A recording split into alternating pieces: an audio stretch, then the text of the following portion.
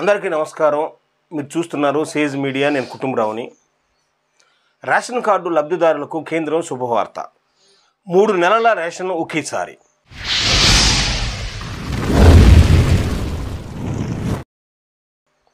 సామాన్య ప్రజలకు కేంద్రం శుభవార్త చెప్పింది.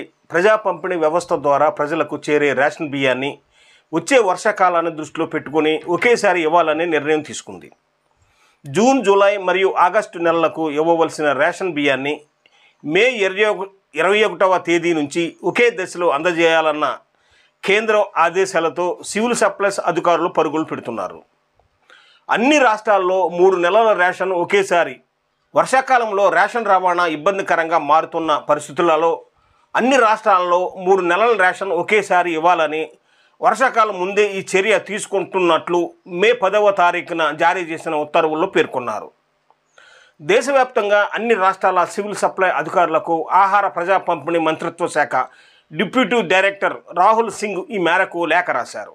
సన్నబియ్యం పంపిణీ కోసం యుద్ధ ప్రాతిపదికన సన్నాహాలు మే 31వ తేదీలోగా లబ్ధిదారులకు రేషన్ అందించాలని, ఇందుకోసం ముందస్తుగా బియ్యం లిఫ్టింగ్ చేయాలని, ఎస్పీఐ గోడౌన్లో తగినంత నిల్వలు ఉండేలా చూసుకోవాలని ఆయన పేర్కొన్నారు.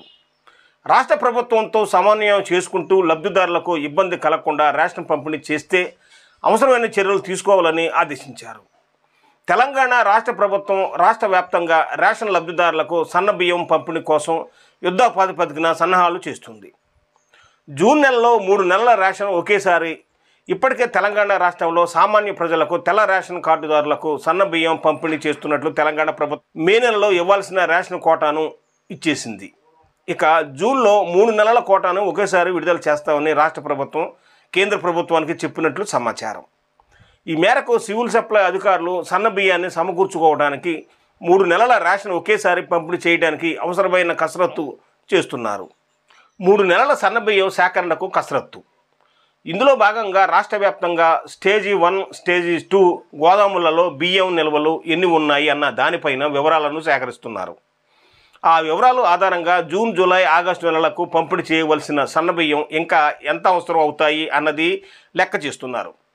ఇక సన్నబియ్యం సేకరణకు రాష్ట్రంలో సన్నబియ్యం తాలూకా వడ్ల మిల్లింగు వేగవంతం చేయాలని సివిల్ సప్లై అధికారులు ఆదేశాలు జారీ చేశారు. కేంద్ర నిర్ణయం తెలంగాణ ప్రజలకు శుభవార్తే అవుతుంది.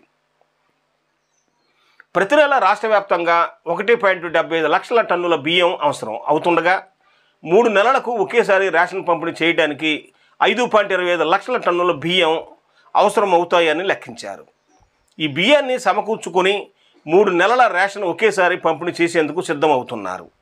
ఇక వర్షాకాలంలో రవాణా విషయంలో ఇబ్బందులు దృష్టిలో పెట్టుకుని కేంద్రం తీసుకున్న ఈ నిర్ణయం సామాన్య ప్రజలకు కూడా శుభవార్తగానే చెప్పాలి.